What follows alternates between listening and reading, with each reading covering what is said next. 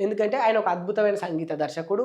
ఆయనే సినిమాలకు వహించినప్పుడు దర్శకత్వం వహించి ఆయన క్రియేట్ చేసిన, ఆయన కంపోజ్ చేసిన ఆ మ్యూజిక్‌ని మనందరం కూడా ఇష్టపడతాం. మన అభిమానులు ఒక రకంగా సంగీత దర్శకుడైన కీరవాణి గారికి అభిమానులు, అందులో నేను కూడా ఒకడిని.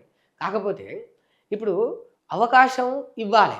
గతంలో దివంగత అయిన మొన్న చనిపోయిన వ్యక్తి అందశ్రీ గారన్నారు. ఏది అంత అద్భుతమైన తెలంగాణ గేయానికి, తెలంగాణ గీతానికి తెలంగాణ మ్యూజిక్ డైరెక్టర్‌ని ఎందుకు పెట్టలేదు అని విమర్శలు వచ్చినప్పుడు అందశ్రీ గారు ఒక మాట అన్నారు. ఎవడున్నాడో చూపెట్టు కీరవారిని తలదన్నేటోడు నాకు నువ్వు తెలంగాణలా అని అడిగిండు. నేనేమంటున్నా అంటే ఎవడిని కూడా చూపెట్టలేం. ప్రాక్టికల్‌గా ఇట్లా గాలిలో తెచ్చి చూపెట్టలేం. అవకాశం ఇస్తే వాడి తెలివి, వాడి కళ ఏందనేది నిరూపితమైనది. ఇప్పుడు కీరవాణి గారికి ఎవడు అవకాశం ఇయ్యలే.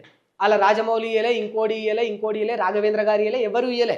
కీరవాణి దగ్గర అద్భుతమైన టాలెంట్ ఉందని మనకి ఇప్పుడు అర్థమైంది.